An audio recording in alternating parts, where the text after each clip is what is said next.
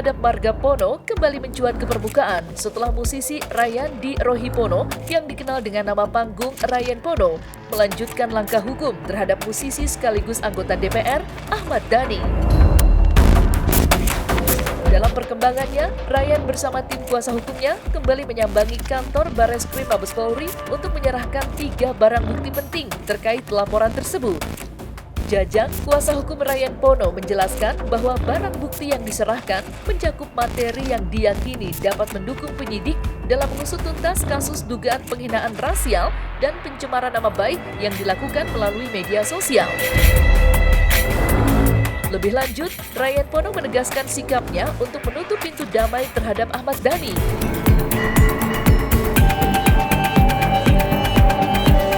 Intinya laporan hari ini sudah berjalan dengan baik dan diterima dengan baik.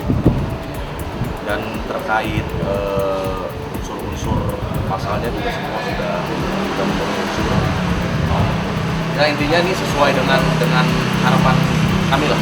Hari ini kami menyampaikan beberapa bukti yang menjadi dasar laporan kami. Pertama ada bukti video diskusi live ketika ada membahas tentang hak kita.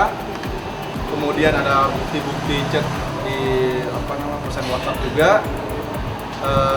Kemudian bukti-bukti lain seperti ada pernyataan dari komunitas-komunitas dari marga keluarga juga sudah mengeluarkan statement bahwa mereka sangat mengecam keras, tidak menerima dengan pernyataan yang sangat melecehkan tersebut.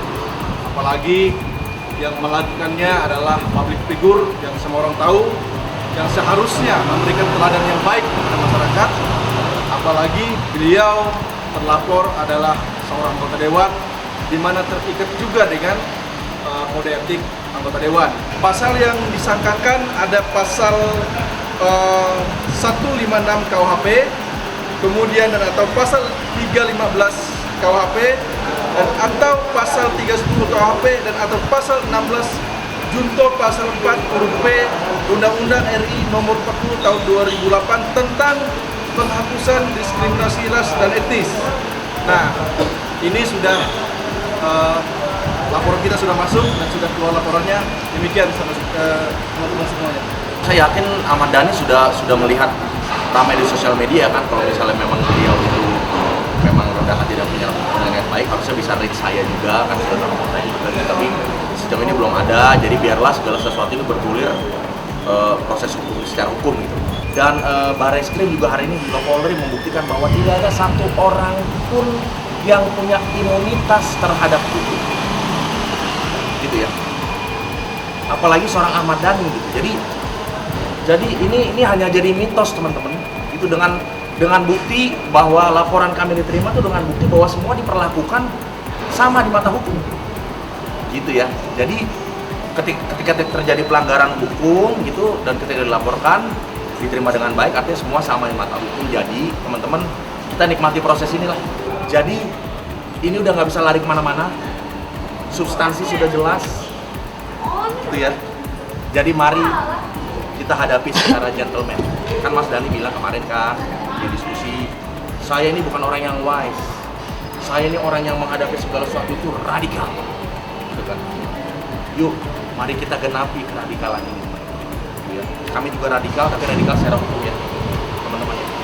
Kami bukan orang radikal yang nggak tahu aturan, bukan orang radikal yang sok jagoan, sok punya power, tapi radikal kami semata-mata mengandalkan hukum. Keputusan ini diambil setelah Dhani dinilai mengulangi tindakan yang sama, meski sebelumnya telah ada harapan agar konflik ini bisa diselesaikan secara kekeluargaan. Kasus dugaan penghinaan Marga Pono yang melibatkan musisi Ryan Pono dan Ahmad Dhani terus menjadi sorotan publik, tidak hanya di kalangan warganet tetapi juga di ranah hukum.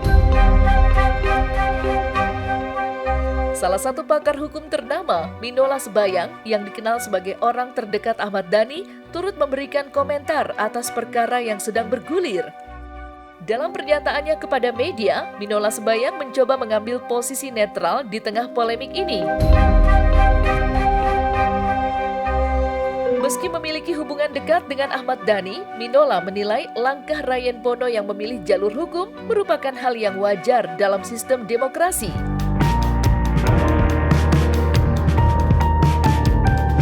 Jadi sebenarnya kalau saya melihatnya kan ini memang tidak ada unsur kesengajaan sama sekali, ya. Tidak ada unsur niat, tapi memang mungkin ini kekhilafan atau ketidaksengajaan karena ketidaktahuan, ya. Mungkin bahwa Pono itu adalah FAM, ya. Jadi mungkin dia ada keliru untuk menyebutkannya, ya. Dan yang sepanjang yang abang tahu kan nggak pernah itu ada suatu perbuatan di mana Dhani memposting apapun yang terkait dengan penulisan yang salah itu, ya, yang salah, ya. Nah, yang abang tahu bahwa memang ada rencana untuk melakukan debat terbuka itu dan akan disiapkan undangan, dan di dalam konsep undangan yang masih dalam bentuk drafting itu ditulislah nama-nama orang yang akan menjadi peserta diskusi dan debat itu. Mungkin tertulislah nama Ryan itu dengan ejakan yang salah, ya. Itu kan hak setiap orang, ya, kalau memang dia merasa ada suatu perbuatan yang melawan hukum dan ingin menggunakan haknya untuk melaporkan peristiwa hukum tersebut, ya. Hanya saja yang perlu dipertanyakan dan dipertegaskan, ini peristiwa hukum yang mana ini, gitu loh. Yang dianggap itu sebagai salah satu bentuk pelecehan dan penghinaan itu di dalam perbuatan yang mana, di peristiwa hukum yang mana ini. Kalau peristiwa hukum memposting dalam media sosial, yang memposting bukan Dhani, bukan Pak D, ya. Kalau memang dalam drafting internal ada salah penulisan sebelum kemudian dikoreksi, ya. Tapi tidak pernah undangan yang dalam penulisan yang salah itu dipublikasikan.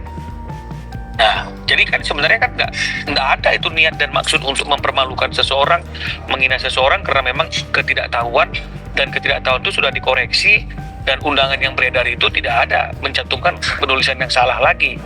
Nah, jadi makanya yang perlu dipertanyakan, ini peristiwa hukum yang mana ini. Nah, jadi kalau misalnya kemudian ini dianggap menjadi satu persoalan yang dianggap menghina, ya sah-sah saja. Tapi kan memang kalau masalah hukum ini kan harus dilihat tuh unsur-unsurnya, delik-deliknya, kan begitu, ya, kira-kira, ya. Mensreanya ada tidak, kan begitu, ya. Nah, jadi memang ini yang perlu dipertanyakan dalam laporan itu, peristiwa hukum yang mana itu yang dianggap sebagai satu perbuatan yang melecehkan satu marga dengan sengaja, kan itu yang perlu dibuktikan. Kalau lapor sih boleh-boleh saja, saya kira seperti itu. Pada waktu debat itu juga sebenarnya kan itu sudah ada suatu situasi antara mereka itu sudah tidak mempersoalkan satu dengan yang lain, dan niatan itu juga kalau saya lihat nggak ada tuh niatan untuk dengan sengaja ingin mencemarkan atau mendiskriminasikan ras suku. Saya rasa sih nggak ada, karena semua situasi debat itu berakhir dengan baik-baik aja, kan banyak media-media juga itu yang hadir, yang meliput acara itu. Jadi artinya kan kita melihatnya apakah memang ada itu unsur yang seperti dituduhkan ke Dhani, kan begitu. Tapi memang ya sah-sah saja kalau misalnya kemudian setelah debat itu berlalu beberapa waktu ada orang yang merasa tersinggung, ya silakan saja. Tapi kan tinggal dibuktikan apakah memang ada niatan, apakah memang ada unsur kesengajaan, apakah memang ada unsur ingin mempermalukan seseorang. Kecuali kalau memang misalnya dari awal dia tahu, kemudian dia dengan sengaja gitu misalnya, ya. Tapi ini memang berawal dari ketidaktahuan, kan begitu. Dan dalam diskusi itu juga Badai menjelaskan bahwa saya kasih tahu bahwa Pono itu adalah FAM, kan begitu, kan. Itu kan menunjukkan bahwa memang tidak tahu menahu, dan akhirnya itu diklarifikasi. Nah, jadi saya melihatnya hanya sebatas itu. Tapi kalau misalnya kemudian Ryan melihatnya itu dari sisi-sisi yang lain dengan tim kuasa hukumnya, itu kan sah-sah saja. Ya, tinggal kita lihat aja nanti bagaimana bentuk pembuktiannya dan prosesnya, dan Dhani juga pasti akan melakukan upaya-upaya untuk mempertahankan kepentingan hukumnya dari peristiwa hukum ini.